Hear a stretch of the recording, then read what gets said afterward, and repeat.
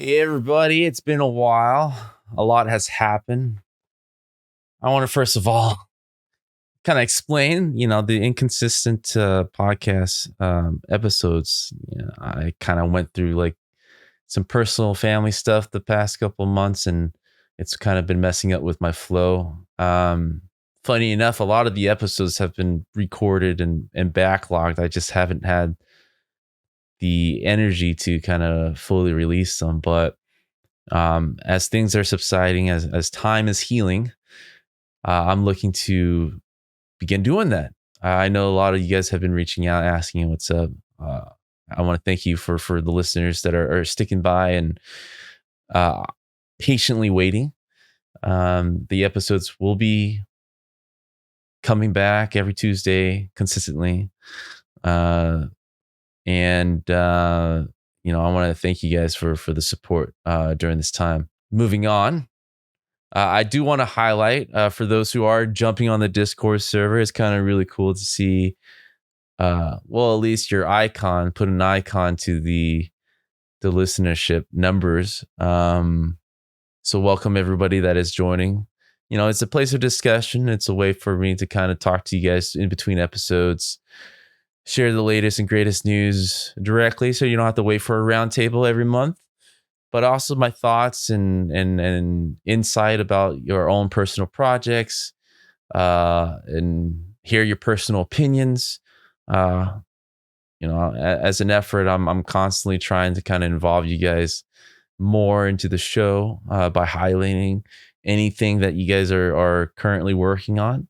I've always wanted to kind of use the podcast as a platform for everyone to kind of blast their work within the community. So, don't be shy. Any opportunities that you have, anything that you want to talk about, anything that you want to share or talk directly, I'm pretty regular in there. Jump in the Discord server that you can find either in the link description below or to the main website, gamedevunchained.com. For those who don't know, I actually do a pretty prolific show notes. All these episodes are usually accompanied by an article. It is a way for me to kind of always look back, and if I don't want to watch the whole episode for an hour, I can quickly read through about the highlights, the opinions, the facts.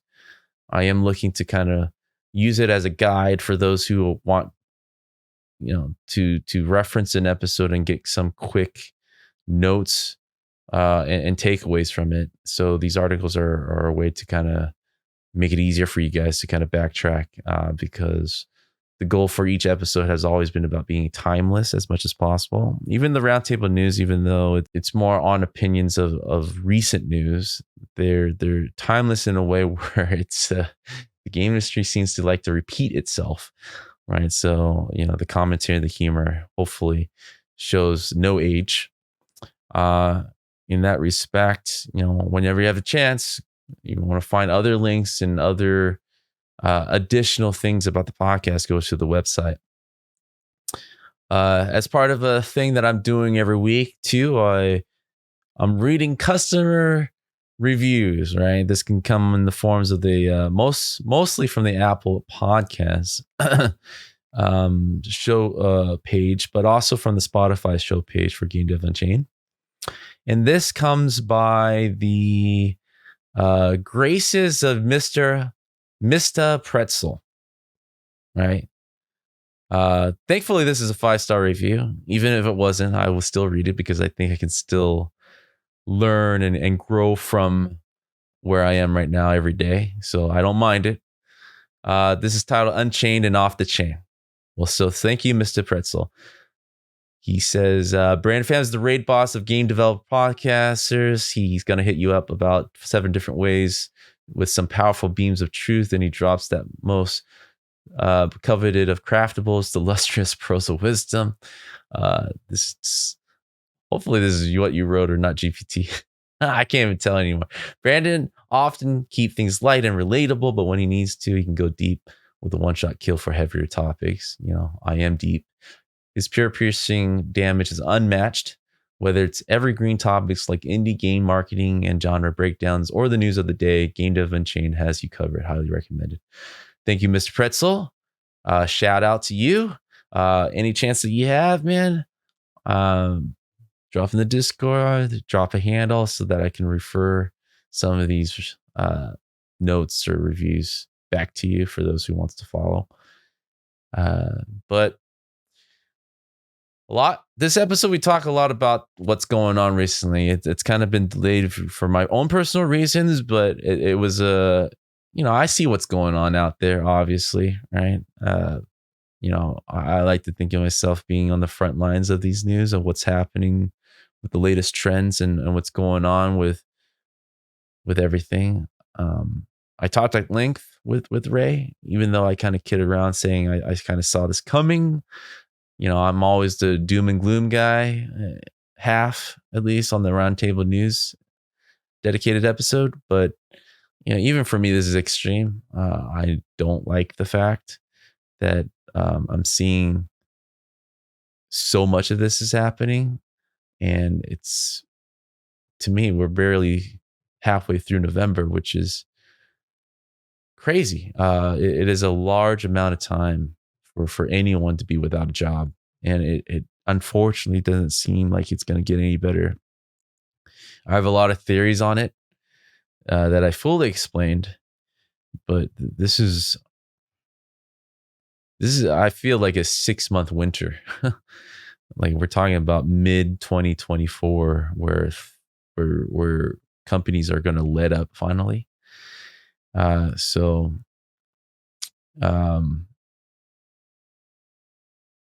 think the best thing you can do is just be professional, as in, even if you're at home, still show up at your chair in front of your computer and do what you need to do for an amount of time. Put in the time to either put in the projects, look for work, polish your portfolio, reach out within your network. Just use that time that you would have spent working, looking for work. I think that is always going to help propel you above many others. And I wish you guys all the best. So this is our main topic for this episode. So hopefully you guys can learn from the insight of what's going on.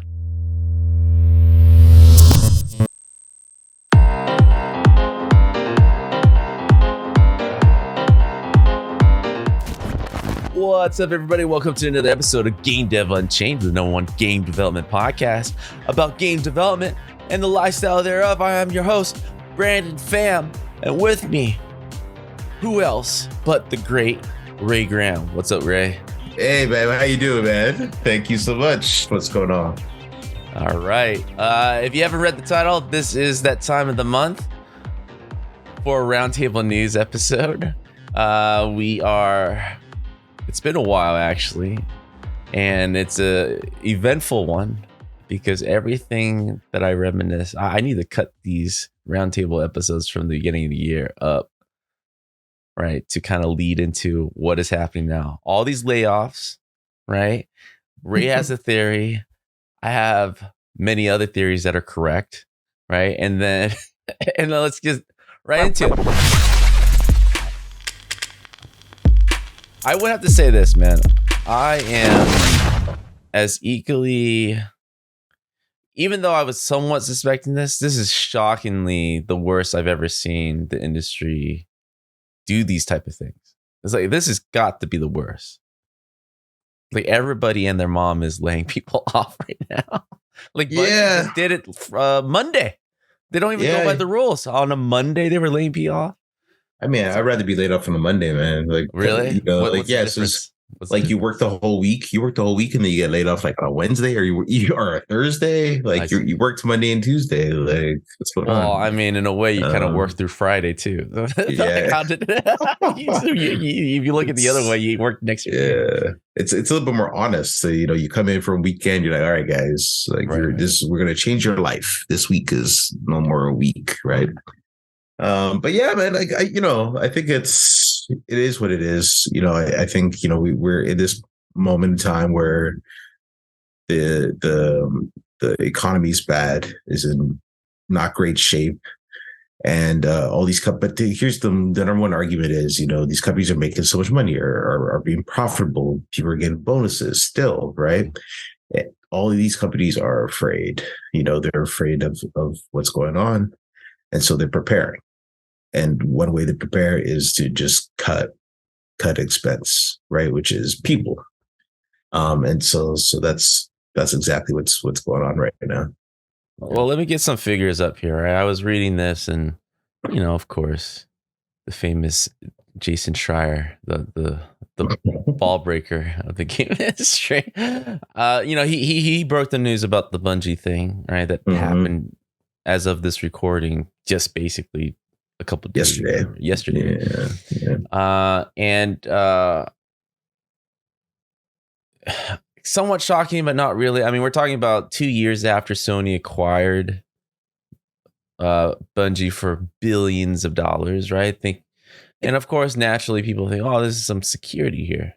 I think the most shocking thing was there were more details came out, and it was like they announced to the team like months ago or something that they know that they missed their projected revenue by like 45% because of Destiny. Some large number, right? 45% is like a ridiculous difference, right? Yeah. And it's like, okay, we're gonna do what we need to do to kind of make up the shortfall, and then the Layoffs game, right? That makes sense. Yeah. I mean, we were kind of, well, let's be fair. I was kind of saying how Destiny is like, who talks about Destiny anymore? And it makes, if it isn't making money, if your one thing isn't making money, you can't just basically keep spending, hoping that something else will pop up years or months down the line. So it is cruel to say and for people to hear, because it is a time that all game companies are doing these type of cuts, and it's just so torturous to kind of keep hearing yet another company that seemingly on the surface level was doing well, right? If we count the acquisition 2 years ago. But, in terms of economics, games are just not producing. Yeah. And I think that's hard for people to swallow, because this is a record-breaking year, right? We are constantly climbing in terms of profits. Yeah. And what people want to know is like, hey, we made profit a year ago. Can't that overlap some security for, can you give me a couple months, more than 3, more than a quarterly report to kind of like in terms of game quality, this has been a crazy year, right? There's been like some good games have come out. Alan Wake just came out. Alan Wake just dropped. There's the whole City Skylines 2 saga, right? And there's just been some good games. Mario Wonder is out, right? Yeah. So a lot of good games came out this year, and it's like everybody's like, yeah, that's great for games. Games are coming out, right? But also, I think a part of it is like these games also, because they're so good, because they're so polished, because they're so high quality, cost money to make. You know what I mean? And then in uncertain economic times, all these companies are looking like, how can they protect themselves against expenditures, right? And this has now started to drum up the conversation again around video game unions and things like that. And I don't know if a union protects you from being, and so people could correct me or wrong, or maybe you can, protects you from being laid off, but it might put in certain protections where you could get a good severance when you're laid off, right? But I've heard that. Well, the previous guests and previous reading, the idea is that you got to have these things in place before hiring, so that you kind of have the security blanket, basically double the salary that the person you're hiring, so that you have this kind of in the bank in case shit happens, right? Basically Right. pre-planning before hiring someone and Right. proving that that's there. But again, for those who are already hired, uh, I mean, part of union busting tactics is just to fire the crew, right? Before they unionize. Sure. Yeah. And we've heard both sides of the stories. Like, there isn't this magic formula about unionizing that just solves all problems, right? I mean, if the money isn't there, the money just isn't there, Yeah. and it Well, could prevent prospective projects from ever really getting off the ground, because you have to do so much reserving of the yeah. budget. Because I think that's what's happening, right? It's not that the money isn't there; it's that the companies are fearful, Right. of the situation where you can't just go out and get more money, Right. or going out and get more money is going to be really costly to you. Investors are tightening pockets, like all the things are kind of drying up, right? So then what are the companies going to do? They're like, all right, we're going to be conservative, right? And kind of scale back and not grow as much and all that. The money's there. They could keep these people on, right? But then that kind of puts them in the danger zone of like, oh, do we Is have it enough? 3 years or 7 years type of thing? Yeah. What people? So, are you thinking that this year, despite being a record-breaking year for games, despite of all these like mega games coming out, people are overly excited. To me, I'm impressed by the fact that all these people are buying these $60 games at the same time, right? I mean, I thought this used to be a problem where you can't buy 2 or 3 a quarter, right? That's impossible. You have one game per year. Didn't seem like an issue, right? Everyone just talking to Starfield and buying Spider-Man 2. Right now, people are buying Alan Wake 2. Like, they have all the money in the world to spend. Well, we haven't seen the numbers yet, right? Like these games are Yeah. good games, Right. right? Except for Starfield, but we have not seen what the sales numbers are for these things quite yet, so we don't know exactly. Well, Spider-Man 2 who are the winners and the losers hit here? like 2.5 mil with sure, yeah. I think it's pretty safe to say Spider-Man 2 would be fine, right? Yeah. But like we don't know the sales number for say Alan Wake yet, right? And some of these other games, right? There's been a lot of good games, but I don't know like how many people are running out buying them, right? Because I think I did see some stuff around people's spending habits have declined as the economy gets into the as they are also conserving and worried about the economy, right? So I don't know like what impact that will have on. I haven't seen the numbers or anything like that, but I imagine there's some sort of impact there. This roller coaster started all the way back, I think, beginning of the year. I mean, you've been hearing.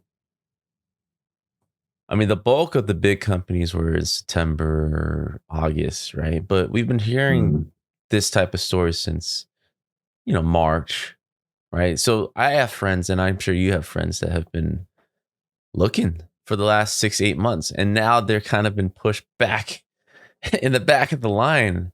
Sorry to say, right? And people are going in LinkedIn, just writing these messages just to be in the algorithm. I'm not even sure if that's even helping, to be honest. Like, are people? Yeah. And I'm hearing situations about like, the people who are able to successfully find jobs are people who already have jobs and are just jumping ship. And on a recruiter's radar, they're somewhat more desirable for whatever reason, right? And we can dig into that. What is the reason? Like, more stability, less.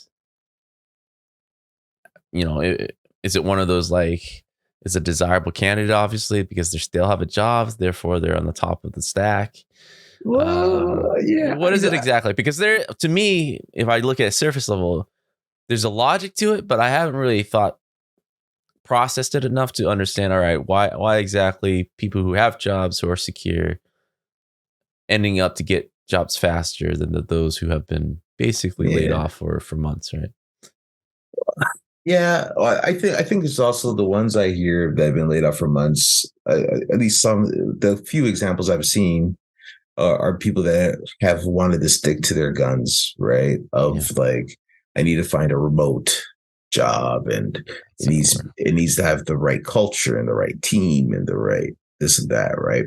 And it's hard out there, right? Because a lot of those roles are not there. Team companies are downsizing, and there is a bit of a return to office thing going on. There's still some remote roles, but there's like more folks are like, yeah, nah, hybrid. You got to be hybrid, or you got to do this, or you got to do that, right? So I think it's been hard for people, right, to find a new role.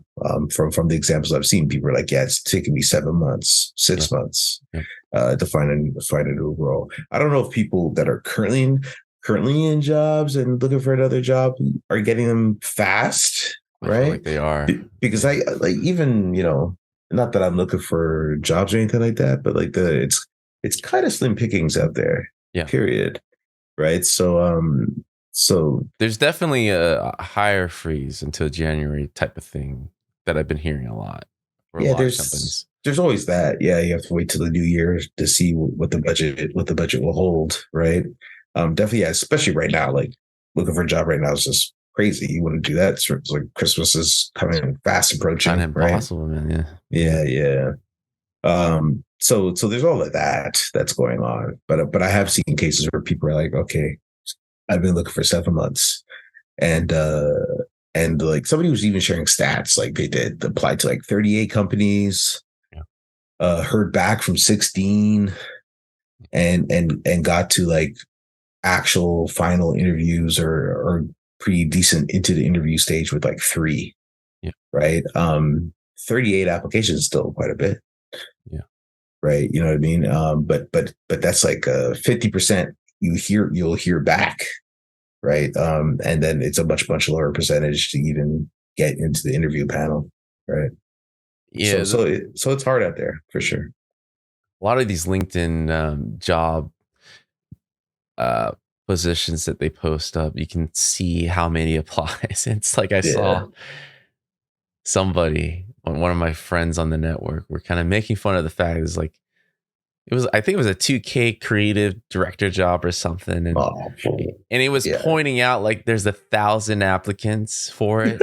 And he was saying that, in the country, there are probably like actually 60 qualified people for this job, right? Yeah. Out of the industry, and there's 1,000 candidates. But wait, hold up. Creative director at 2K. Or I think it was a 2K posting. There was over 1,000 applicants because they showed the number on the header, right? When people apply for the job. Yeah. And he was kind of pointing out the fact, like, in reality, there's probably maybe 60 real qualified people in the country for this job. Who are these 1,000? And this kind of pointed out like the other side of the coin, the recruiters that do still have a job, because that is like a big sector that has been laid off as well. A lot of companies are, getting rid of the recruitment department. Like people who I've seen have never really posted looking for a job are posting looking for a job as a recruiter, which is very surprising to me, but also means to me like these companies aren't looking for anyone for 6 months. Forget January. Like if you're getting rid of your HR recruiter department, you're not looking to hire. Well, you're 6 months at least. Yeah. You're not looking to hire a lot. It's not like they have no recruiters, right? It's like, we just don't need all of y'all, right? You know what I mean? And so it's just like, they're scaling back super slim on the numbers of people they're going to recruit for sure. 100%. The biggest thing that I felt, all right, again, guys, we're speaking on the personal opinions here. I think the biggest impact that we saw with the layoffs is the Epic thing, right? The Epic kind of getting rid of the enterprise, basically anything that isn't Fortnite. It sounded like that isn't making money. Kind of like echoing what you were saying. Just there's a lot of things, inefficiencies that these companies are kind of digging into, and it's like, hey, you're not producing. This is it, right? But in addition to that, they got rid of a lot of media molecule, the Fall Guys team as well, the Rocket League team. These are teams that they just acquired like a couple years ago. They didn't get rid of. They didn't get rid of all of them. No, right? But they got rid of like some key members on that on this team that I've seen, and it was shocking because, well, I mean, like you always thought, like, yes, acquisitions. There's some overlap. There's bound to be some fallout from that, right? But that's within the acquisition, not like 2 years later. I mean, it's clear, right? Like, I think it's like, Tim Sweeney wrote the blog post about it, right? It's pretty clear where his thought process was. It's like, we're spending more than we're making. Yeah.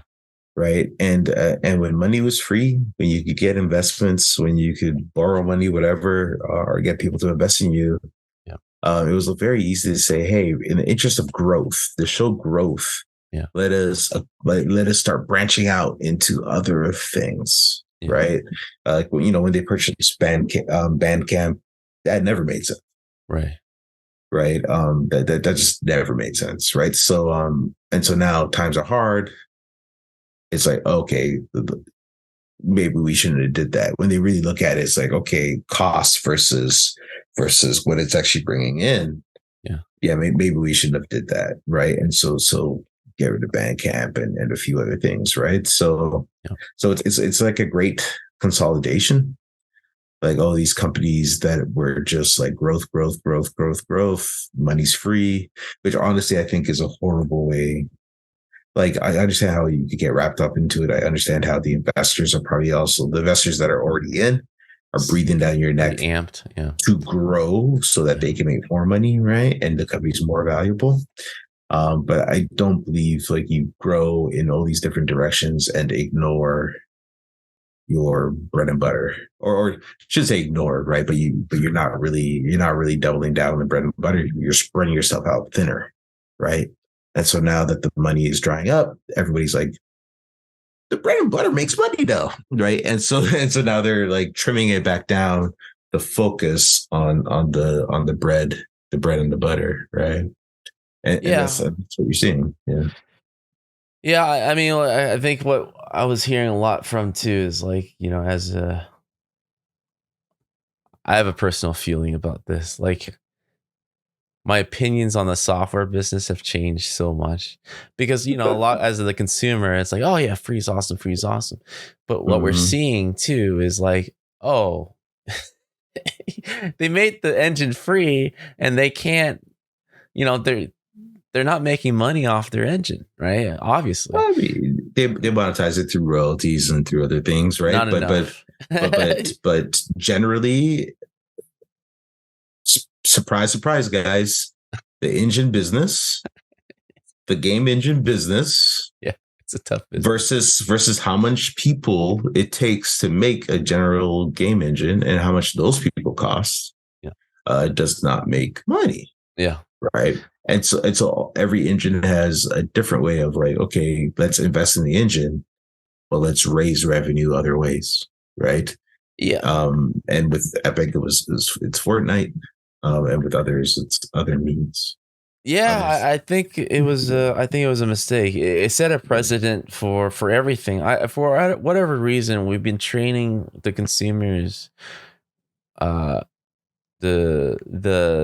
creatives, as well as the buyers of these games, into a locked number that never made sense, right? I mean, we're still charging 60. People kind of blow up when it's 70, even though if you look at games for the last 20, 30 years, it's the only thing that hasn't raised money that much, right?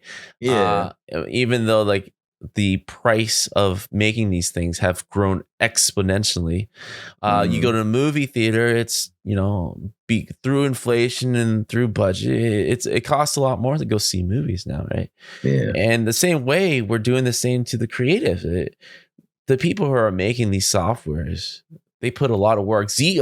People were freaking out when ZBrush they sold, right? It's to Maxon. And they finally charge a subscription, right?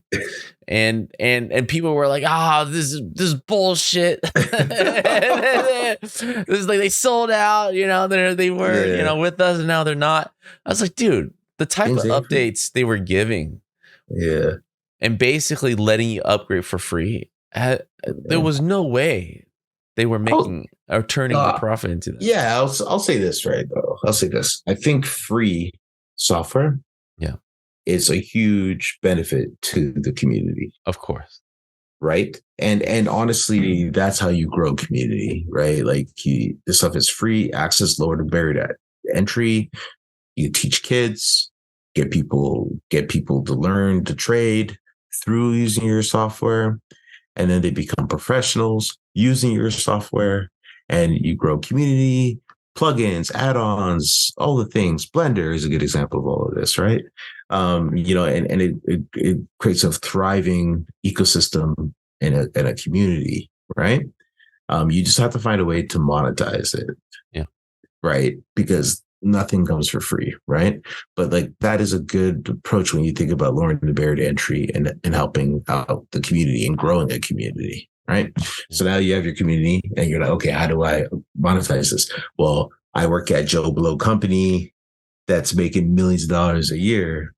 Yeah, we should pay our fair share because now we're using all these features, all these tools, the community, the ecosystem, we're benefiting and we're making money. So of course, some of the money we make should go to you as well from using your software, right? Mm-hmm. So like, professional pro versions of subscriptions based on revenue and all that kind of stuff.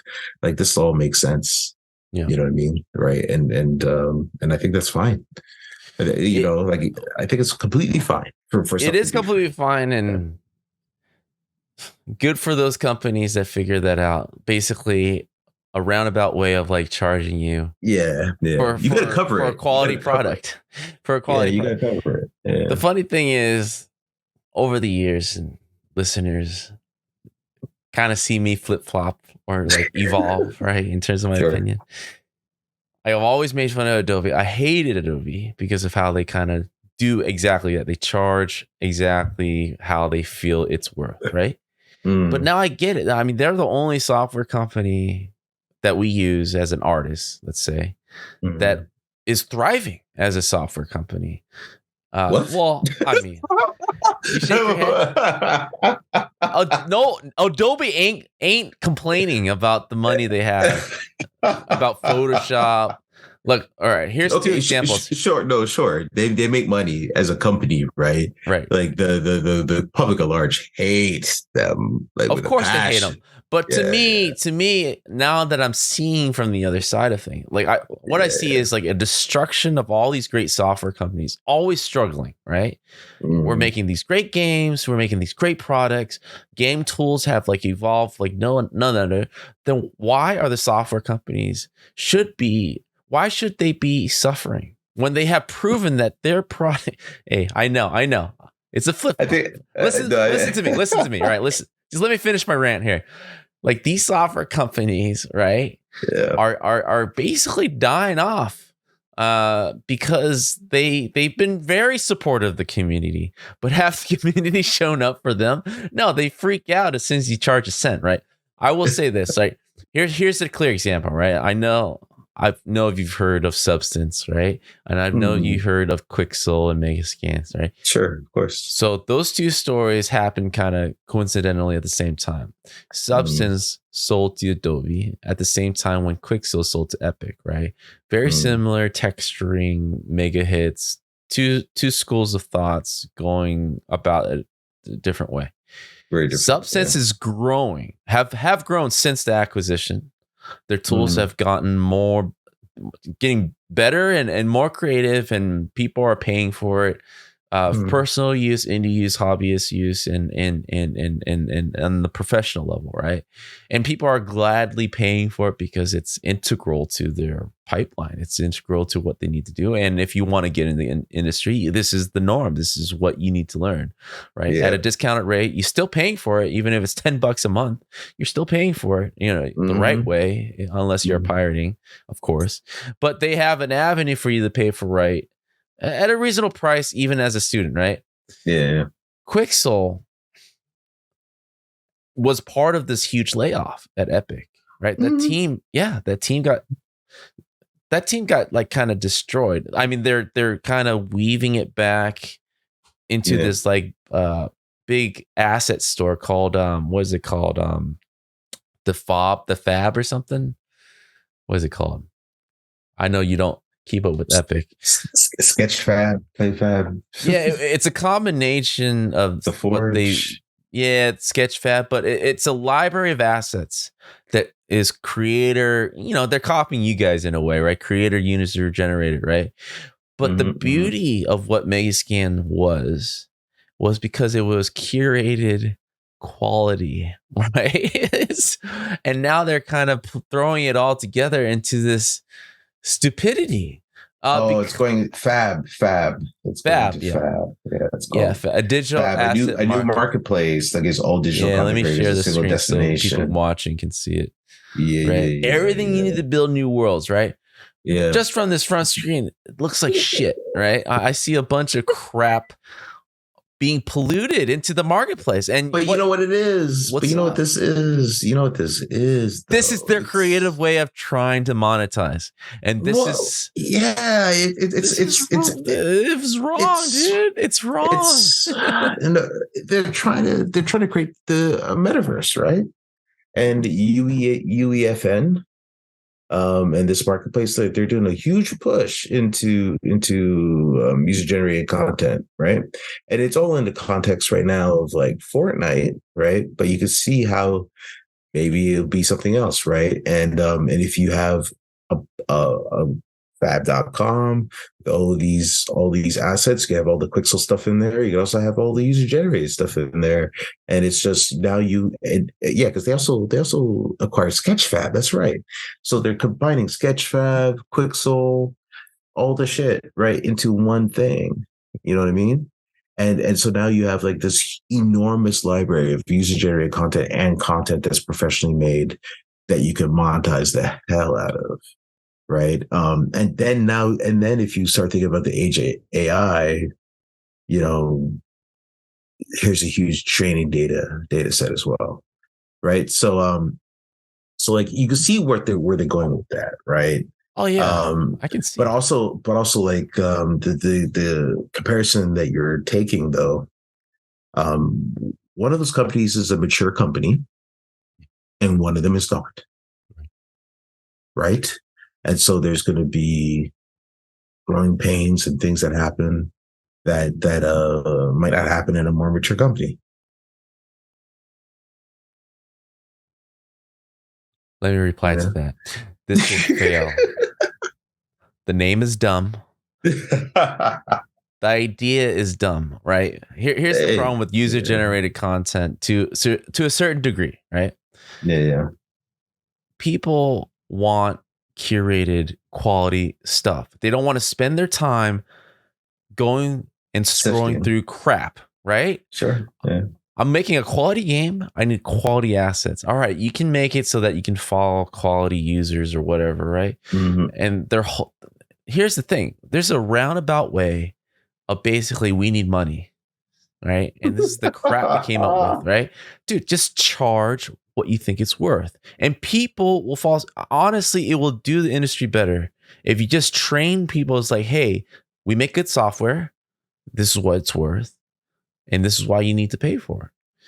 And just cut through the crap, right? Mm-hmm. Because look at how much suffering that has to go through for a science project, right?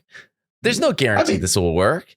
They fired all these people. They dismantled these teams that they bought because they were like, trigger happy with money, right? Yeah. And they're coming up with this, the Unreal Enterprise team that they try to make up was the dumbest idea.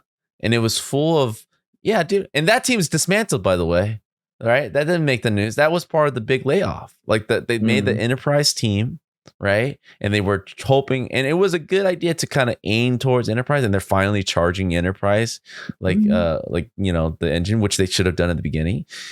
But like they completely destroyed the team because they brought in a lot of like guys that are not game developers, right? To use and teach the engine because they're just part of this effects industry, right? And they just know the language or know how to talk. Find out that they're not producing, they're spending a huge amount of money, right, for nothing, right? As part of this kind of like flush of like Fortnite's the only thing that makes money. So whatever bullshit they came up with this one, it's like, hey, you know what would be cool if people make their own shit? And this is probably taken from the Roblox book, right? The Minecraft page of like, hey, user generated content, right? But what's weird about it is that, you know, the Unreal Marketplace is a very mature audience, right? You know, you don't see kids going in there and then buying something. I guess they're trying to do that with UEFN, right? But it is failing, by the way. It is failing, by the way, right? I don't define failing. I have no idea. Like, what is the engagement isn't there, right? It just isn't, right? People who's a friend of you that's really talking about it, right? It's a neat idea. I know one friend who has created a content. I think we both know the one friend. Yeah. And I think like within a week, 1,000. It's an avenue that I'm sure if I were to pull that one friend and it's like, yo, do the same thing in Roblox, you think he'll get more than 1,000? That's what I'm saying, right? His thing ain't gonna look nearly as nice in Roblox. Sure, right? but you know he's gonna attract more with his talent, right? That's what I'm saying. It's like, why spend all this effort? I mean, it's just the wrong audience, and they're just, you know what it is? They're grasping for straws right here. Like, this is so desperate. It's just a half-baked idea. It's like there's no identity here. No, I think what you're seeing is like I said, this consolidation, right? So they're consolidating around the engine. Yeah, because they bought all this crap they don't know what to do with, and now like, hey, why don't we combine this crap together? And maybe this big pile of crap will be actually something that is. No, it's a big pile of crap. That's what it is. No, that's why you do it, right? Is because you want that stuff to be integrated, right? And so you're consolidating. Yeah, and they're consolidating around the engine, and they're consolidating around UEFN, the metaverse. Let's just call it Fortnite metaverse, right? That's really what why they get rid of all the real artists in there, because they realize, like as everybody should realize, the engine business is not making a ton of money, right? Yeah, Fortnite money is not going to last forever, right? Yeah, and so what is the next thing, right? Platform plays are always good. User generated content is a thing. Being your own walled metaverse, like the beginning of it, is a thing, right? And honestly, like from what I'm seeing too, when it comes to if you were like, hey, I want to start a video game company right now, there's a few things that are getting funded immediately or damn near immediately. You know, any sort of platform play, multiplayer thing is always going to pique people's interest. Anything you just utter the words AI, people are interested, even in this market, in this economy, right? And then the other one is UEFN. Like venture capitalists are like, oh, you want to do something in UEFN? Okay, maybe we might invest in that, like because they see it as like a new frontier that is kind of on the potentially to go up, right? At the end of the day, you know, they're just betting. Right. But they feel good about that bet.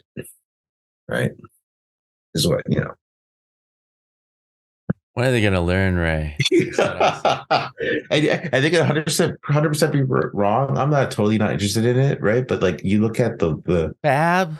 Like does that even sound cool to you? It's like, hey, I'm going to go on Fab and buy some stuff for my Mr. Fab. Mr. Fab was quad A quality game and get some Fab stuff. Guess what? It's a kid in his house. He built some nice chairs for me. You know, I need that. Yeah. And you heard in Tim's blog when he announced the layoffs, right? When he's talking about the layoffs, he was like, they've been paying out a lot of money. Like, also, it seems like their terms for creators are very favorable, and so they've been paying out a lot of money to content people and not recouping the cost that is costing them to do all this hosting, all this cloud. Oh, you mean they've been bad at business the whole time? Well, surprise. I was like, man. we have infinite money pouring in, right? And it's always just pouring in. You think you can just use it all, you know what I mean? And it's like the guy who wins the lottery, right? And then suddenly he's a good businessman. You know, I mean, it's like that's why the thing. The Fortnite was like, it was a gold rush. They hit the lottery with that game, right? And they enjoyed the benefits from it. And it was at a time where they could also get additional investment, right? Like Sony, they got additional investment. You know, when they were talking about the metaverse, Unreal and the Epic guys, sounds like the closest to realizing Ready Player One, right? To me, I still feel that. I hope this UEFN thing isn't that.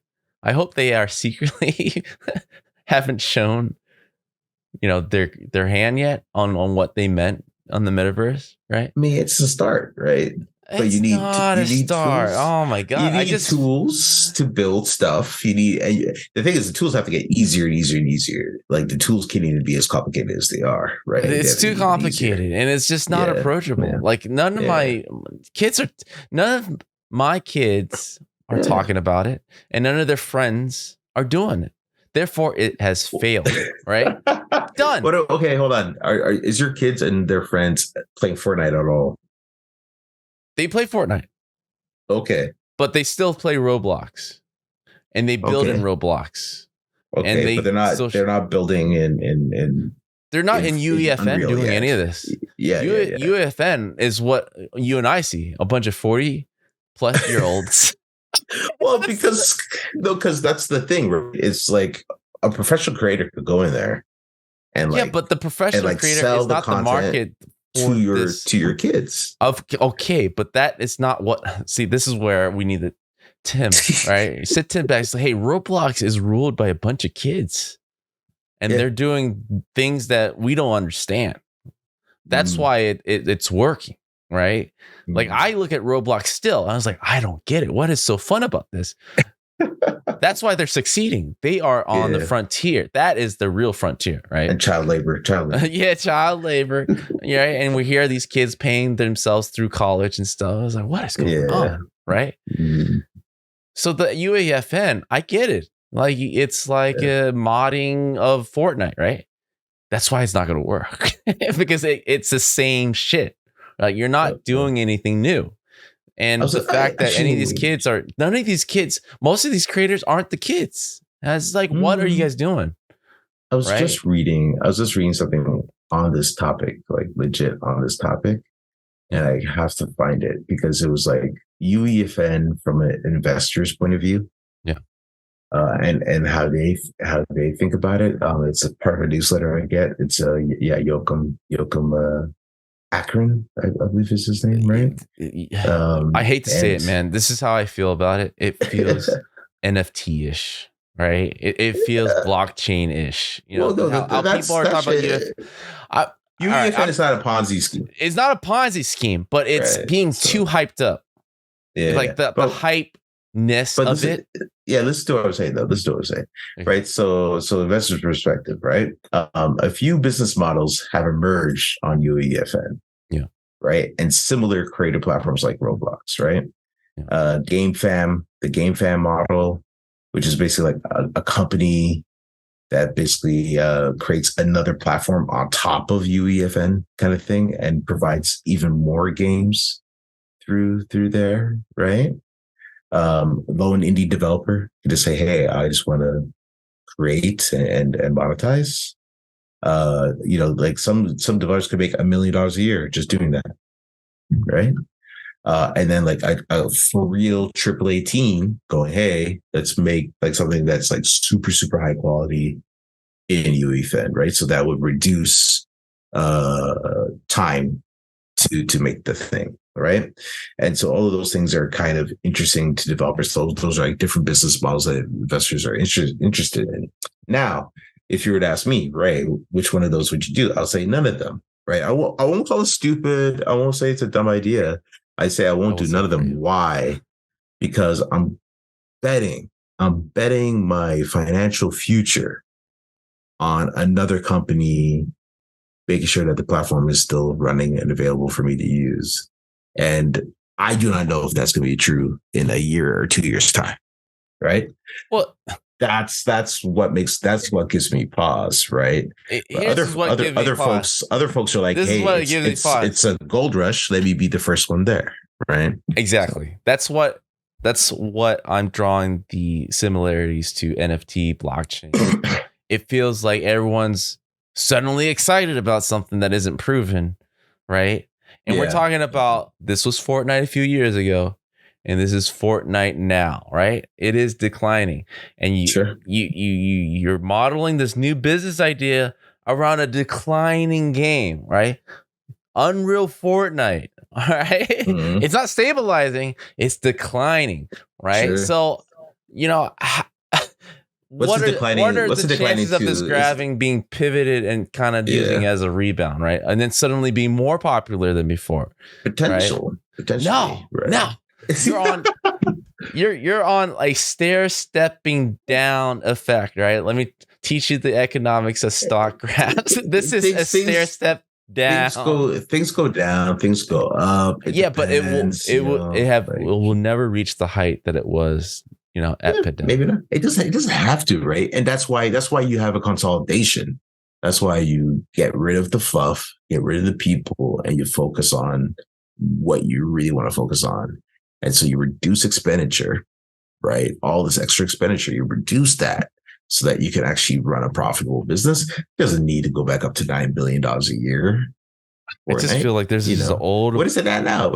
Probably like 5 or 7 or 8. It's probably it's still making billions. It's still on the decline. But it just sounds like an. You just don't get it. You don't get Roblox. You don't get UEFN. No, I respect Roblox because I don't get it. Right? It obviously is doing something. Right? Yeah. What I don't respect is. I made fun of Epic for all these years, right? All the way from PUBG, their original idea for Fortnite, and then all these like shady moves they've been doing, trying to, ride off of like Among Us by copying one of its modes, and then got dinged for it, right? And then a bunch of other shit, right, that they've been doing, and it just sounds like, wow, they're at a point where they can't come up with good ideas. Right, this UEFN thing is trying to write off Roblox. I mean, it's clear that that's what they're doing, right? That's what everybody that's doing user-generated content is trying to do. Yeah, but like what I'm saying is, Epic used to be such a front runner on things, right? And they were. They still are, right? They still are, right? Man, I feel like there are a bunch of old people coming up with old ideas. This is what I see, man. They look at Roblox like, we can do something like that. They're not digging deep enough. I was like, what made this a phenomenon? What are making these kids want to go home, create things and shitty graphics, by the way, right?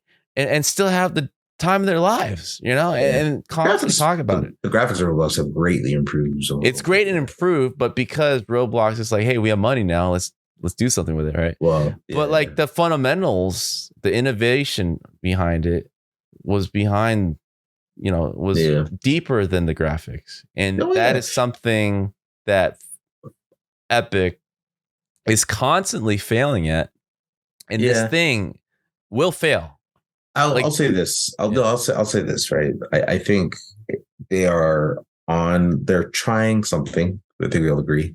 Yeah. It's the start, right? And the tools have to get better, have to get simpler. Yeah. They created a new scripting language, a verse that goes along with UEFN. Cool, right? Yeah, that makes it simpler. Which is like, wow, Roblox is like Lua, right? So right. So and kids 14 years old are like whipping up shit in Lua. So you know what I mean? Yeah. So anyway, so whatever, right? They could have just used Lua, but of course, how companies are sometimes. They just want to do their own thing. They hire somebody who's a compiler expert, and next thing you know, he wants to do a new language. Like this is how it goes, right? Yeah, there you go. I might not have made that same decision, but how it goes, right? Of course, yeah. But anyway, make something trendy. Let's make something completely new. No one has ever heard about. Great move, bro. it's a very engineering decision, right? Yeah. Like that's a very engineering decision. It's like hey, I want to make the perfect language for this. Let's dream up our own version. Immediate fail. All right. Yeah. That's what I say. But anyway, yeah. But I think they're trying, they're trying something, and they're seeing, and honestly, I think Tim Sweeney's like, he believes the metaverse, they can make it happen in Fortnite. And honestly, it's the only way you're going to get scale to continue to invest back. Well, it's one of the ways that they think they could get scales to invest back into the engine. No, right? Man, I just feel like they're just shooting in the dark, man, with ideas here.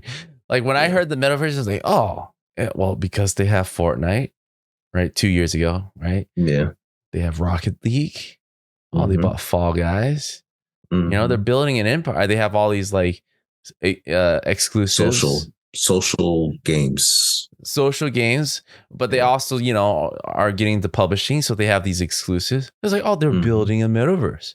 All right. At some point, they're going to have like this, a lobby that you can drop in, like Ready Player One, and you can use this. Like, I thought that was what they were doing, right? I was like, that to me sounds more epic. Like that sounds like Gears of War epic. I want to hang out. With all, I want to jump in Rocket League, and then now I want to go in Fortnite, right? Yeah. And now I want to hang out with my friends on Fall Guys. Like, that sounds fun to me. All right, they're doing that.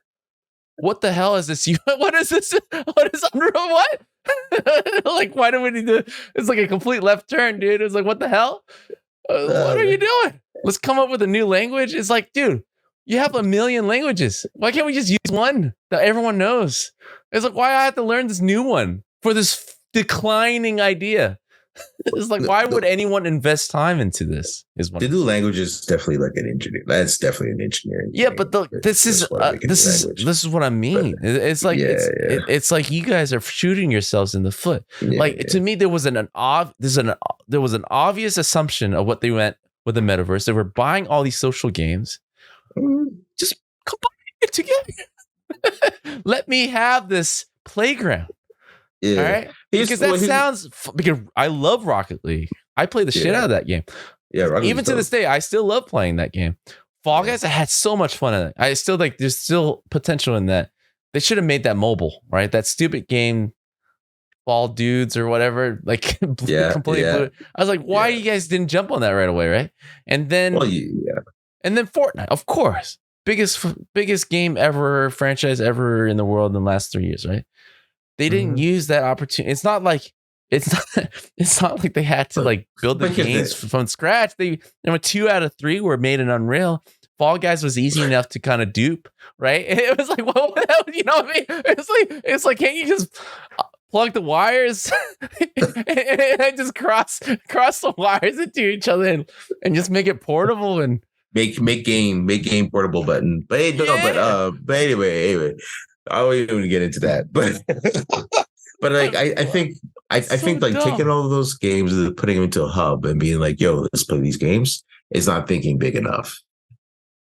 Okay, but it would have been immediate fun and immediate, immediate. That's a good stopgap. That's a good stopgap while you're building. It's like, hey, we're building a metaverse. What is a metaverse? It's combining a bunch of these different established universes into together. All right, let's do something from scratch. I was like, what? It's like, don't you have like 5? It's like, no. But let's start something from scratch. A new idea. Do you remember Core? Core? Core. Yeah. You remember Core, right? Yeah. And how they built on top of Unreal. Right. And they had a whole hub with a bunch of different games that reuse generated content, all that thing, right? Yeah. And then I think they started doing stuff with crypto and NFTs and things like that. Oh, were they? That's how you're like, oh, really? Oh, really? Well, of course, because like, they got a lot of investment, man. At some point, we were talking. I was talking investors, to them. Yeah. They had a lot of. Epic was investing in them. Yeah, like, which is at some point, I thought Epic was going to buy Core. I thought so too, but no, they did the same thing. It's like, what, we'll make our own. And also, like, I don't understand the business model of like building a platform like that on top of Unreal when Fortnite was like right there. and clearly going that route too, right? So it was really weird to me, but yeah, and especially when they started doing the NFT stuff, I was like, like that's now they're just going to the dark side, right? And I don't know what the current status of it is. I don't know how many people are even. I definitely don't hear as much about it as before. I think a couple of years ago there was a lot more excitement, and then nothing so far. That's when the metaverse was like the hot thing at the moment, you know. But but anyway, so like I just think, you know, Epic has something that I think, even though it's declining, you say your kids are still playing Fortnite. What's dumb is that all the crossovers that they're doing, like it seems like every single week there's like some new costume crossover with some new brand inside of Fortnite, right? It's you know, like it's still going, right? So they're just trying to do something, you know, with it. They're just milking it to death. That's what it is, dude. Let's just say it how it is. They're just milking it until it's dead. All right. And the crazy thing is that you're talking Little Big Planet, right? Media Molecule. Yeah, great game. Do that. You know what I mean? It's like you're trying. It's like, what are you doing? It's like, why are you making this harder? You're like, who are you appealing to, right? Are you appealing to game developers? All right, if they're game developers, well, obviously they're just going to want to make the games in Unreal and make it, you know, the game they want. They don't want to make like a faux Fortnite mod. That's not what professional game developers. Sorry. Okay. Well, what was it? We're talking about gamers making games. All right. It's called Little Big Planet, dude. That is the perfect approach. Mario Maker. All right. It's basically, here are some pieces. Dreams, right? Here's some pieces that you can Lego piece together.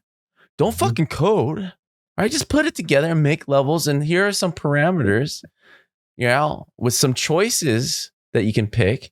Yeah, like, who are you appealing to? I think like, the other play. I think the other play bizarre. here. Yeah, I think the other play here is the gateway drug aspect, right? Yeah, you get people interested in like a reduced subset of your tools. They're in your ecosystem, and then as they age and grow older, they then can migrate into your full ecosystem, right? It's so dumb. It's so dumb. To anyone that thinks like that, that's such an old. It's like, in 20 years, though, you know, this is going to be a great idea. It's like, meanwhile, you're laying off thousands of people every year because you're looking for immediate results. This is the Zuckerberg effect, right? This guy has spent billions of dollars, $60 billion in the metaverse, right? In 3 years. Finally went back to the drawing table. Was like, you know what? We just got to do what we did before. You know, it's like, no, they're still doing metaverse stuff. They're still doing metaverse, but I mean, the team is a lot more slim. Yeah, it's not gonna be crazy. Anything goes, right? But there's still a lot of people doing a lot of metaverse related stuff, right? But this is like nerds drunk with power, man. Is this idea that 20 years from now this gateway drug plan, right? Well, you know, I'll be dead by then. You'll be dead too. But in 20 years, we'll be reaping the benefits. It's like, what are you doing? Like, I can see Unreal for gamers, right? I can see a pathway where they combine. They have the appeal. They have Fortnite. I think that's correct. They have Fall Guys. They have Rocket League. Hey, why won't we come with a set of tools like Mario Maker to make levels in these universes, right? Make it very simple, right? Sure. And make those versions. And then we can start to converge these IPs into each other. We have a metaverse event, right? Where all these three games are colliding. This is not happening? Who says this is not happening? I'm saying it's not happening because they're so old, dude. They're thinking like old people with lots of money. That's the problem. They're old people with lots of money. So they just, frankly, their inner childness that was creative and made them successful before are just long dead. So they're thinking just businessmen, and just businessmen trying to make things fun is just forced. right? So this effort, like I feel like a lot of these companies, Bungie involved too, like all these people laying people off, right? I just feel like we need a cleanse of these older creatives that had their best days, right? That's my opinion. They just had their best ideas. If they made 2 hits before, all right, you're done. You're retired. You're not gonna make it anymore. All right. That's how I feel about it, right? Unless you're Kojima, right? But like everyone else, or other homeboy, the Nintendo dude. Other, if you're not Japanese, let's just say that. You are aged out, is what I'm saying. If you haven't made that game, right? If you haven't made that hit yet, right? Yeah. And you made 2 of those already, and you're trying to make your 3rd, right? What I'm seeing as a pattern, the Ken Levines, the Glenn Schofield, right? There's a pattern going on, right? Dog. Yeah. Dude, couple things. One thing is now you're talking like those millennials that you were like lambasting a couple. Here's the difference, right? That's one thing. I'm not, second thing, right? Yeah. I probably still got a couple games left. No, this is what I'm saying, right? Right. You're excused because you haven't put out your game yet, right? Sure. Right. Yeah. I'm talking about these guys who did their BioShock, who did their like Dead Space, right? Yeah. They're juiced out, man. They already had that hit. So like they're done, dude, is what I'm saying. And unfortunately, these guys are still running Bungie. These guys are still running Blizzard, right? These guys are still at those decision-making. Yeah, a lot of the Blizzard folks left and created their own companies, right? But I do think that there is a bit of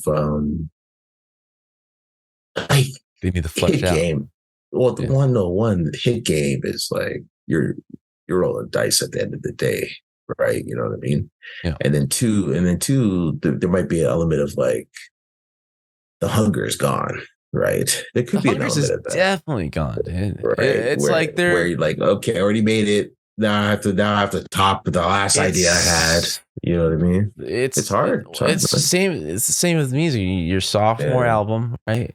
Yeah. Right. There's a lot of pressure to kind of repeat the hit success, and for those who are continue to do that, well, they're most likely Japanese, right?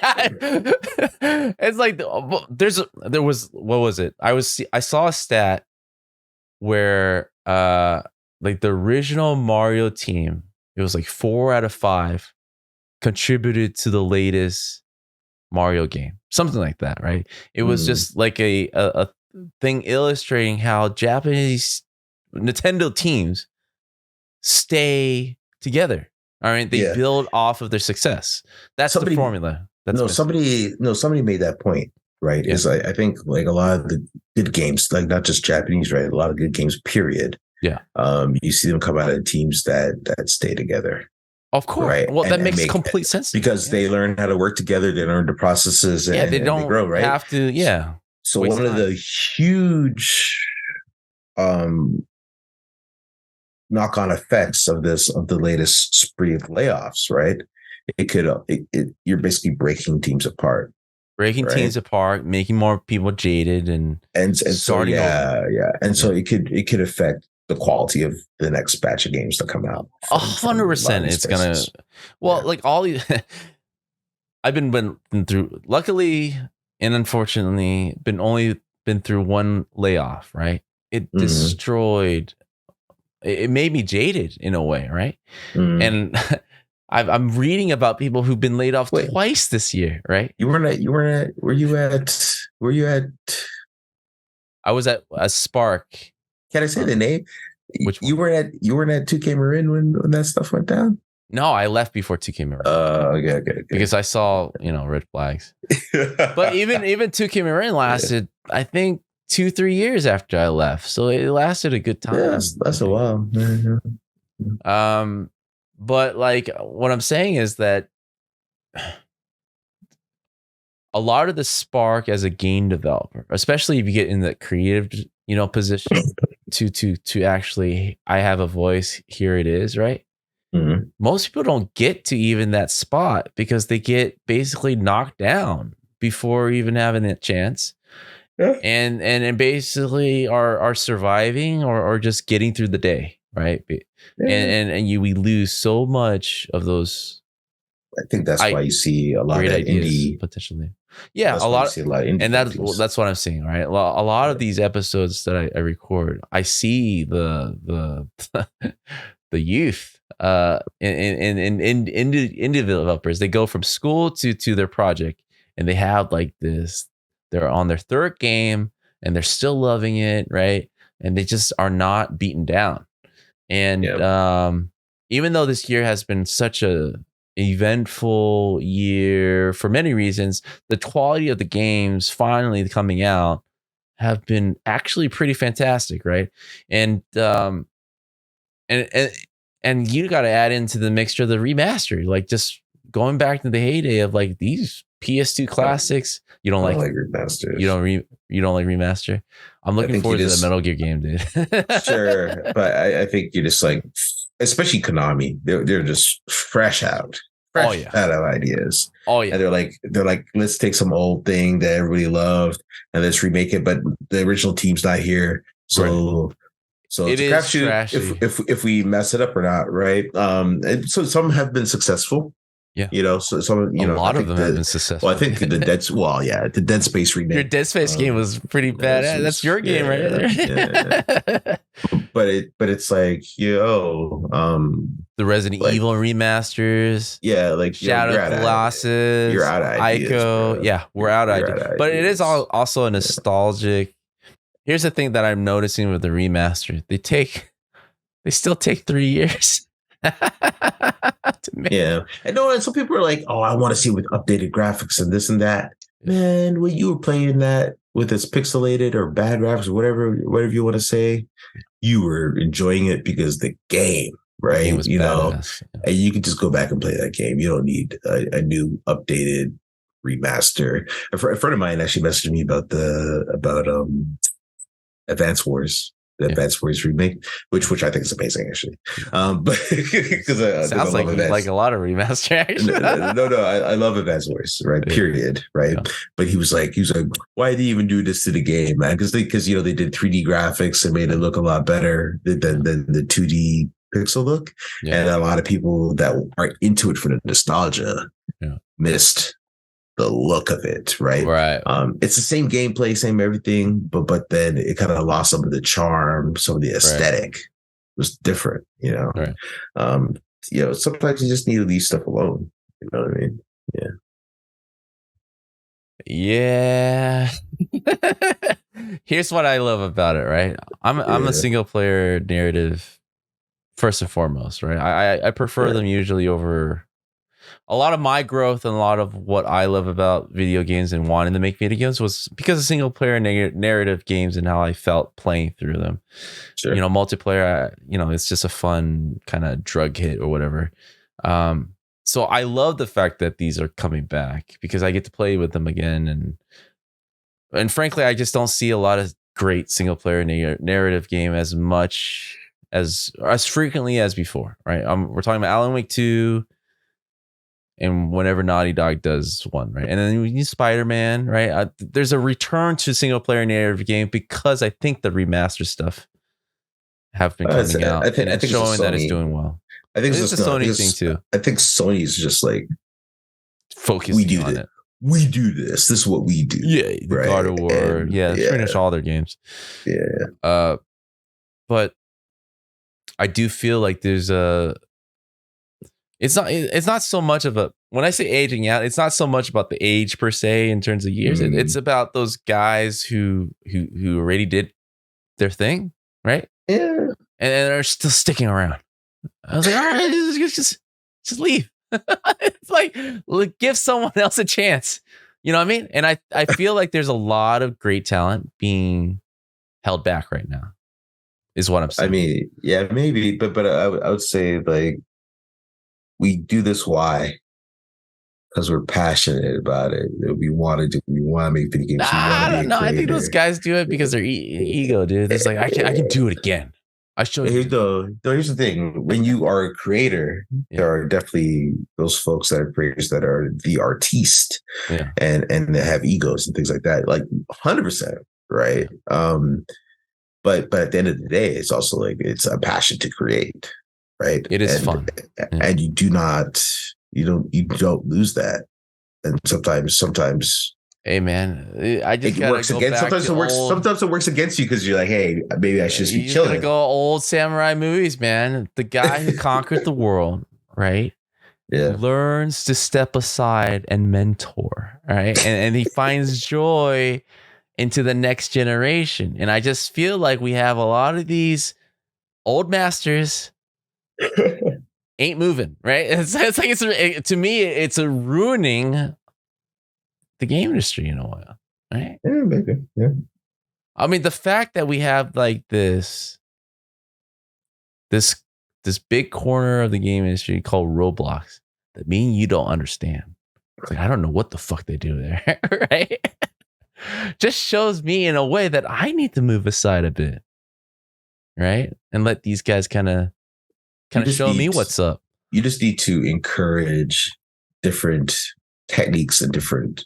I am very much. I would love for Epic to hire some of these Roblox people and tell them why this UEFN thing is stupid. Right? It just is, right? I like the fact that our friends are kind of figuring things out, but only because they don't understand Roblox. But if someone sat them down and explained them Roblox, they would find infinitely more success on Roblox than UEFN right now. And it would be more sustainable. Roblox is here to stay, right? You can't say that about UEFN. I mean, I don't know. I can't say that about any company, quite frankly. Sure, but like right now, there isn't like a competitor to Roblox. Like Roblox is still number one in terms of user generated. Minecraft and Roblox, right? Sure. Yeah. Like like, is there anything coming out of no? There's nothing coming. UEFN, baby.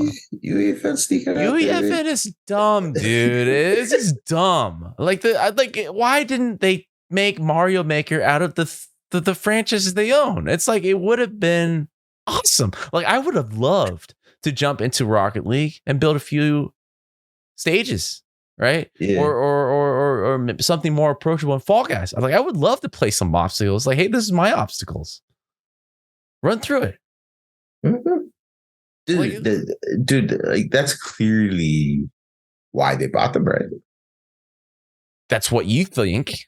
But they haven't done it yet. How hard is it? How hard of it if they, to buy Fall Guys and do that? Like it would have taken them a month, right? I'm sure it's let's leave that game alone and let's think about what the sequel to that is. Sure. And how can we blow it up even bigger? Like I'm sure that's what it is, right? But and then how can we integrate it into all of these other things that we're doing? Right? That dumb engineer that came up with verse language, right? How fast would he have if you guys signed him? Why are you slandering these people? I'm slandering them because they are messing. They got people fired, man. It's like, hey, I need this dude right now.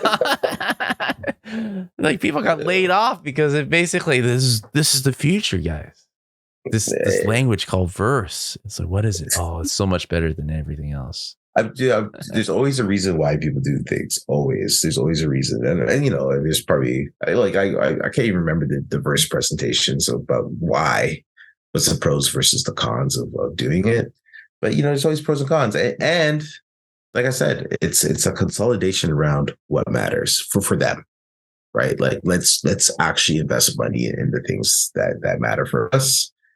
Get rid of Bandcamp and a bunch of other stuff and scale down workforce here and there. The sad thing, a lot of community managers and things like that are losing their jobs, which is kind of crazy because like in a time like this, you're losing people that are at the front lines, really. Yeah. It's kind of crazy, but they're just like, we don't see value in that right now. Let's put value in the core business. That's what's happening. Yeah. At the end of the day. I thought like maybe they're waiting till January, but because of the amount of recruiters I'm seeing just gone. Like I feel like this is gonna last until the third quarter at least, right? Yeah, some people say the economy is probably going to stay like this for another year, most likely. Yeah, end of the year. Yeah, and like end of 2024. 2024. That is long. Yeah. Well, you know what that means? This is a long time for people to be unemployed. Like, how is that? Yeah, a lot of it's people good. will be. You know what? Bright side, you know what I mean? Is $20 in California now. That's what I heard. Yeah, you know the bright side though is that if you wanted to start a company, there's a workforce that's available. Yeah, but do I want people who are unwanted? I'm kidding. I'm kidding. What's scary is there is a domino effect, right? A lot of the bigger companies making these decisions are making the smaller companies rethink their decisions, even though they don't have all the data, right? Yeah, of course. Yeah. So it does make me pause even. I was like, all right, obviously they know something that I don't, right? Yeah. All you got to do is like look at your numbers. Yeah. Is the number still going up? Right. Numbers as theirs. and then prepare. Their numbers are up too. And then prepare otherwise. So, right. You know, because you do work for other people, right? Sometimes, right? Is that drying up? Right. Because usually you would see that, right? Like you would see some sort of decline. It is next year. It seems to be a conservative year. Yeah. And then if it's drying up, then what does that mean for you? That means you also got to be conservative, right? Yeah, exactly. That's just how it works. Yeah. Exactly. Yeah. No, that's completely true. And it sucks because, people are investing in stupid ideas like UEFN and stuff. And it was NFT and it was just all these new unproven ideas. And it's just the potential upside. That's the sad thing, right? Investors like it completely failing or a complete success, right? Yeah.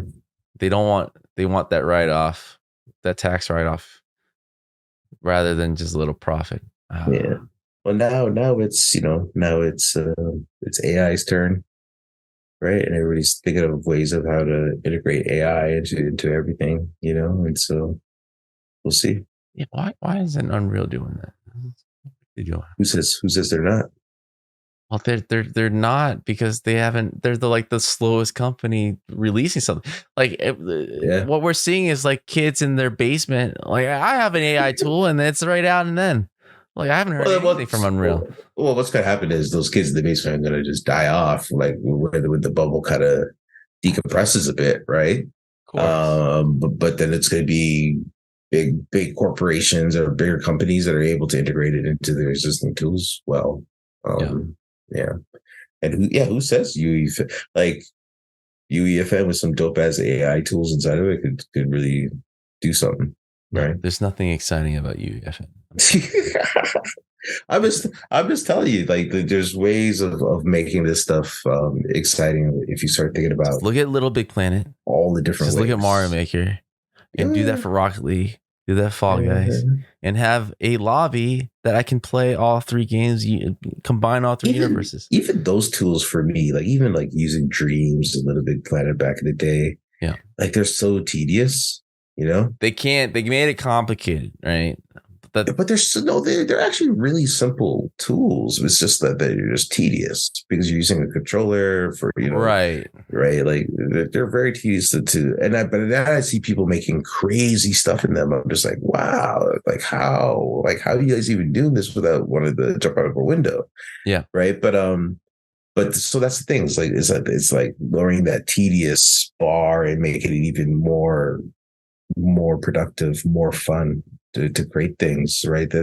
That's what people are really focusing on. Like, what do we need to build for that? It's not a new scripting language, dude. That's what I'm saying, man. My kids love playing with Legos because they can feel it and they can put it together and they can see the result, right? And that's what I feel Roblox is doing. It simplifies the process. Super simple. Yeah. Super simple, right? And I feel like the guys over at Media Molecule was doing that to more of a AAA quality, right? And I feel like Epic kind of fits into that slot, if they really want to do it for real. But they're doing this weird thing where they're making, to me, this is how I feel, an Unreal Engine Lite, and in a way competing against themselves, right? You're presenting two choices to developers. Essentially, you're not appealing to gamers. You're just not, right? It's too complicated, and you're appealing to. It's appealing to creators. It's trying to open. It's what it's doing. It's lowering the barrier of using Unreal Engine, right, and opening up more use cases for more broader. Like, if you're gonna lower it, then lower it. Like go to the lowest denominator, which is what Little Big Planet was. It create. Here are assets you can turn, and then you place. That's it, right? There's not anything about scripting. There's no learning UI. Like you guys are so dumb. You guys need a person to kind of sit there and like, hey, no one's going to use this. You kind of need a millennial to sit there and just like, hey, this is just too complicated, guys. Right? And I feel like they're just building on top of that. You talking about Dreams. Like Dream is like an evolution of Little Big Planet, right? It just got more and more complex, but even still very usable. Right. Yeah, I think it got more complex in terms of the technology. The technology, but the interface is very, very similar. Right. They kept within that, but you can do more with Dreams than you did with Little Big Planet 1. Right. There was an evolution there, and I just feel like they went backwards unsuccessfully. Right. Here's Unreal, which it is intuitive to creators using engine, proprietary engine. It's easier than others, but in terms of barrier of entry for basically a gamer, this is a lot to learn. It's do something cool, right? Like you can't just step in and basically squeeze the maximum potential within an hour session, right? And no, you got to go into docs. You got to read docs. You got to look at videos. It's like you already failed, in my opinion, and they are continually doing that, going in that direction, which is wrong. It's a misdirection, right? If this is the audience they're trying to capture, and I'm just so disappointed that nobody there has the balls to say this ain't gonna work. This is dumb. It's just dumb. What is this fab thing? How is this fab thing gonna fall? It's like, let me drop crappy assets throughout this half-baked engine. And somehow I'm gonna be proud about this. It's like, come on, dude. It's like you're polluting what was great, right? Megascans is, I still feel, right, very quality assets, right? And you're watering it down with all these good assets. You could get quality, and you could get something else. Like, there's going to be filters, and like, hey, I want Megascans. Click Megascans. Here they are.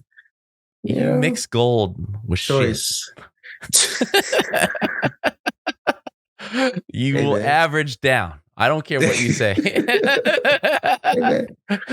Why would you do that? Gold. It's still the same amount of gold. If I can sift through it. Shitty gold. It's like, let me wash my gold with shit. It's like, why would you do that? Just keep the gold aside.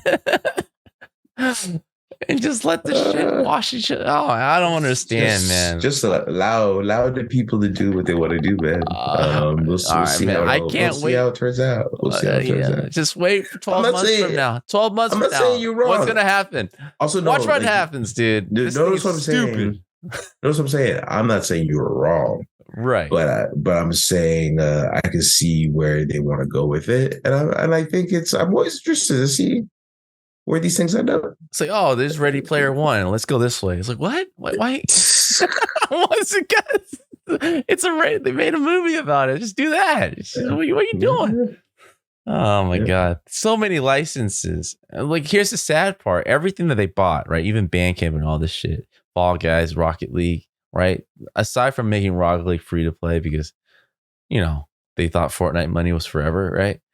None of these, like, Fall Guys disappeared. Like, everything kind of, in my opinion, you don't hear people talking about it as much. Yes, maybe the appeal, but they haven't done anything to add to it. Yeah. Right. Which there's a small core that are still playing these games, right? But it's not like cultural phenomenon that it was at the height. They didn't do anything to it. Like, the acquisition didn't give. Yeah, and that's the thing is, like, I see a lot of these acquisitions that you don't see the fruits of the labor fast enough after the acquisitions are, you made the acquisition so that they have more resources.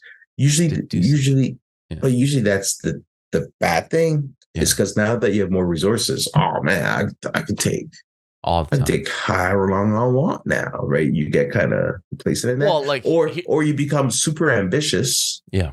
And then it's like, oh, here's a 6-year plan for, like, in 6 years we'll have something. Where, like, when you don't have all that runway, you have to be quick, nimble, and make stuff happen. Make fast decisions. I will say this, Alan Wake 2. I see the resources. I'm looking at that game. I was like, dude, they really AAA the shit out of this franchise. Judging for number one. It looks badass, dude. I was like, I'm ready to play this, man. I'm ready to read this book. and that's one of the few custom engine games out there. Right.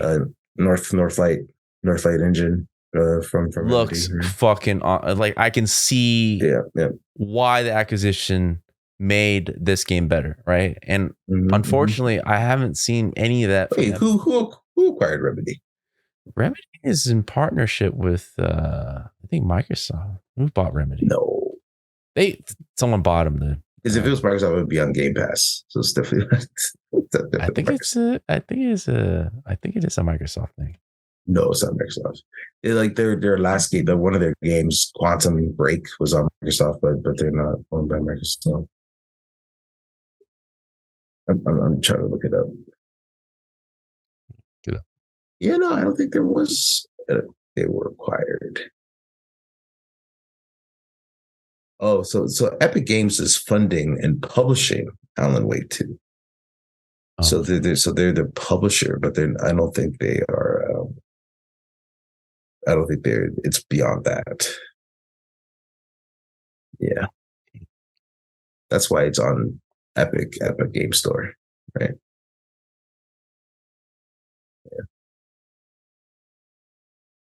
Feel like they got acquired by Sony or something, or not, because there definitely was an influx of stuff. Because I've heard rumors that Max Payne's being remastered. I know you love him.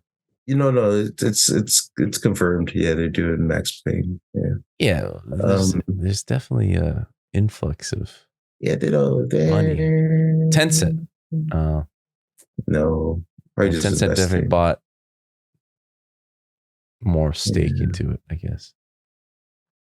Yeah, like Epic fully funded. Alan Wake 2. Yeah. So it's only available in the Epic Store? It's only available in the Epic Store. Yeah. It is.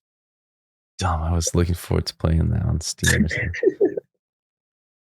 Is on Steam. But anyway, but yeah, like it is all the latest techniques. The facial animation is some of the best I've seen. Right, it looks like they did like full on performance capture and like they have FMV in there, which is old school 90s stuff. I was like, dude, that's kind of cool. I don't mind. But it's good. It's very good. No, I love it. I love the idea. I started playing it today actually, and it looks really good. That's what I'm saying. Nice. Like, it's exciting to, like, it gives me. Like, I was just saying, like, these games with these old school guys that don't have ideas. Well, here's a guy that went through hell. The creative, that team, right? They were successful. They had to sell Max Payne to Rockstar or something. The indie basically made Alan Wake, made their way back up to Control, and now they're making Alan Wake 2 the way they want to. And Control did very well, right? Control did very well. But like this is a path of like hardship and failure and reinventing themselves. It's like, all right, here's a company that very few companies are able to replicate, right? And I was like, dude, we need more of these guys, you know? Yeah, like it's just they stay together. You know, the vision, like you play their games is like, okay, this is the type of game I'm going to get, right? Yeah. And you know, it's a very clear creative direction and vision, and then it's just quality, like technical quality too. Like at a technical level, right? Yeah. It's just really good. Well, we definitely went over the hour mark, Rick. I'm thankful again for you to. I mean, I guess I did most of the ranting, but ranting with me. Mark my words, dude. I'm just laughing at it and be like, "Oh, this bad." I just feel Epic is just doing so many things wrong, man. I feel they're so desperate and their ideas are so old that it hurts my feelings because I'm a lifetime user of the engine, right? I was like, what the fuck are you doing? It's like, are you guys gonna be around? It's like the reason why I hate when people is like, well, it's just another store that you can buy games on. What's the big deal? Just buy it. It's like, no, I just don't think it's gonna be around. That's Steam is gonna be around. It's been around for the last 20 years. It'll be around the next 20 years. You have a higher confidence that Steam will still be around. But, you know, all of these things, like that's why a lot of people don't like any of these stores, right? Because they're like, I want to own my game and I want to be able to download it and back it up and do all this and play it. Yeah. Right. You know, people have good reason because they just don't trust the platform Steam either. Oh, of course. Yeah. But here Steam's been there for like but here's what people are subconsciously doing about Steam, and then also who are people like me and yourself are consciously thinking about. Steam is like a 200 plus. You know, Valve is a 200 plus team, right? They're only a few hundreds. Right? It's like they're gonna be around, dude. They're all billionaires. Yeah, they're making money. I'm over at Epic, and I'm seeing how they're spending their money, and everything's failing. Right, they can't even do their metaverse correctly. It's like you have 5 verses, right? Yeah. Just cross it, and that's your metaverse. It's like, no, we're doing UEFN. It's like, what? What are you doing? It's like, I feel like they're losing money, rightfully so. Yeah, they're losing money because if Fortnite was gone tomorrow, right? Let's say that. All this stuff that they own, right? Does that give you any confidence in their business model? This is why they fired everyone, right? Well, correct.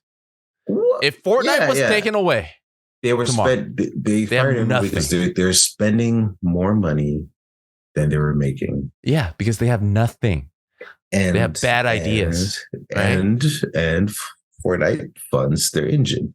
And they're looking for other ways to diversify. The same reason why I don't go to a lottery arena for business advice, right? This is why I was like, yeah, you guys. First of all, the idea that made you a lot of money, you stole that, right? It wasn't even yours. That's what I'm saying. I was like, you guys are failing. I just want to point out when I bring that up. When I brought that up in the past, you always were like, nah, don't worry about that. No, man, I've always made fun of them taking ideas from PUBG, man. I've never really. I love their engine, obviously, for obvious reasons. I think they make a good engine. The engine will still be there. You can still make your their games. Engine is losing their money. This is what I'm scared of. It's like because of their fuck up.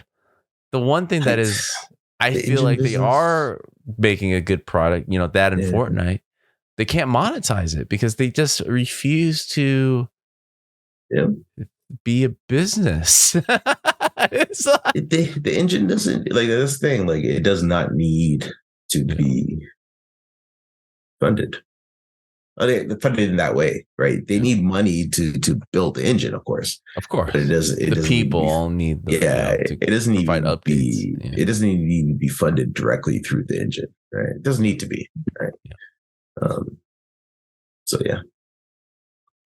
we'll see. Hopefully next time we talk, they'll be in better shape. But they're giving me Facebook metaverse vibe right now, which is, we saw how that turned out. I was kind of. I mean, it's still it's funny, like they don't push the metaverse a lot, but it's still a thing that they're building, and there's new headsets just came out. What do you think of the new headsets? Have you tried? I haven't tried it yet. I need to try it. Yeah, I'm in that weird. I think Apple did it right, man. Like they're making me wait. Like I was like, do I want to buy that? Or wait for the Vision. I still want to try that. Can I still play Steam games on the Vision, or am I stuck with the Meta Quest 3 to play Steam games? Those are two different devices, man. Completely two different price points. It's completely different thing. One pair of eyes, man. I don't want to buy two goggles. That's where I'm at right now. Like I'm looking at those Ray-Bans. Like I've seen those videos. Like, do I want that or do I not want that? It's like it's not doing enough. Like that's another stupid thing, right? They I don't even know why those are being made. Like that, I don't know why it's being made. Because they're just trying to milk the cow before Apple Vision comes out. Like I just need live translation, dude. It's like, can't they make these things with live translation by now? Like that would be my killer app. It's like if I can put a set of glasses and speak to someone and basically see live translation of what they're talking about, it'll be the coolest thing in the world. Nobody can do it. Yeah. Well, Google has the earphones. I don't know how well it works. It doesn't work. I tried it. I got. Oh yeah, did not work. There was it's like the, what do you call it? What's that? It's the Babelfish, right? Or from the movie, or the Douglas Adams book. It's like you put it in your ear, you can hear people translate. It was like, no, it didn't. I'm just using the app. It works the same exact way. But anyways, well, thanks for ranting with me, man. I hope your view and perspectives come true because they're always more positive than mine. I'm tired. Try to be hopeful. I'm tired. I'm tired of seeing these idiots mess up, man. It's ruining everything. It's disappointing. We have so much money, but it seems like we just, I guess we're a bunch of kids, man. It just keeps spending on stupid stuff, stupid toys. Don't get a Rivian. Anyways. All right, chill. As always, are you on X? How do people find you? LinkedIn? Are you against X? I'm on Twitter still. And it's WADARASS on Twitter. And then because the URL still says Twitter. So fuck all that noise. And then also you can find me on LinkedIn, of course. Ray Graham. Well, thank you guys. It's been a fun ride. See you guys all next week. Hello, everybody. Brandon here. I want to talk to you today about something very special. We've been on this wild ride together, haven't we?